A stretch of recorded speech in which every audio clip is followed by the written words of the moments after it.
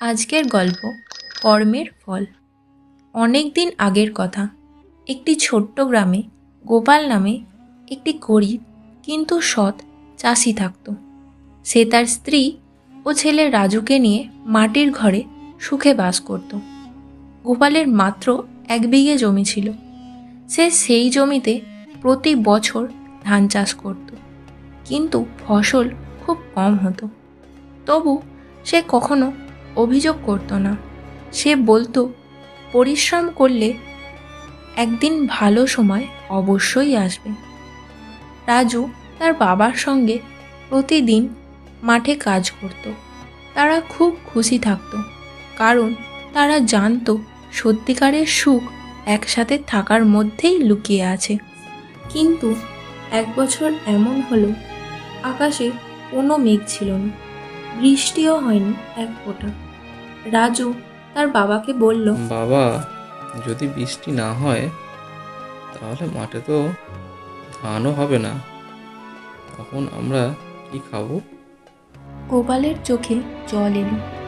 বাড়িতে চাল নেই, খাবারও প্রায় শেষ। সে খুব চিন্তায় পড়ল।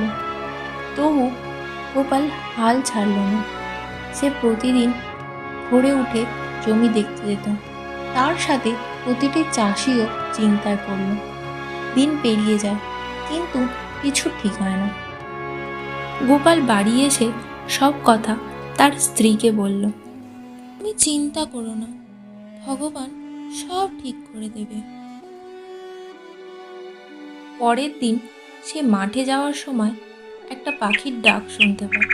সে দেখে একটা ছোট্ট পাখি আহত হয়ে পড়ে আছে। গোপাল তাকে বাড়ি নিয়ে আসে।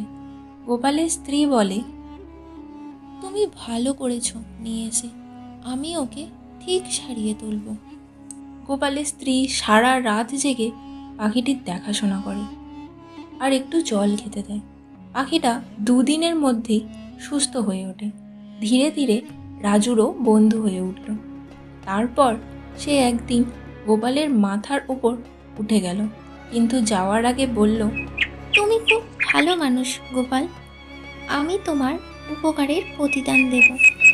গোপাল অবাক হয়ে বলল, আমি তো শুধু দয়া করেছি, তুমি যেখানে থেকো ভালো থেকো। সেই রাতে সে ঘুমিয়ে পড়তেই একটা স্বপ্ন দেখল। একটা সাদা দাড়িওয়ালা বৃদ্ধ এসে বলল, গোপাল, কাল সকালে তোমার জমিতে যা দেখবে তাতে তোমার বিশ্বাস হবে না, কিন্তু মনে রেখো, ভালোবাসা আর দয়ার ফল কখনো বৃথা যায় না। পরের দিন সকালে গোপাল ও রাজু মাঠে গিয়ে যা দেখল তাতে তারা অবাক। তার শুকনো জমিতে সোনালি ধানের শীষ ফুটেছে। গোপালের জমিতে যেন সোনায় মোড়া। বাবা দেখো, আমাদের জমিতে কি সুন্দর ফসল হয়েছে। সব দেখে গ্রামের লোকজন ছুটে এলো।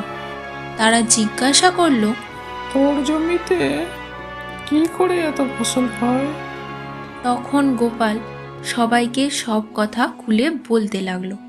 সব শুনে পঞ্চায়েতের মোড়ল বললেন, এই যে আশ্চর্য, এমন ধান তো কখনো হয়নি। গোপাল হাসলো আর বলল, দাদা মশাই, ভালোবাসা, দয়া আর পরিশ্রম কখনোই যে বৃথা যায় না। সেই ধান বিক্রি করে সে নিজের ঘর মেরামত করলো, গ্রামের লোকেদের জন্য পুকুর কেটে দিল আর রাজুকে স্কুলে ভর্তি করলো।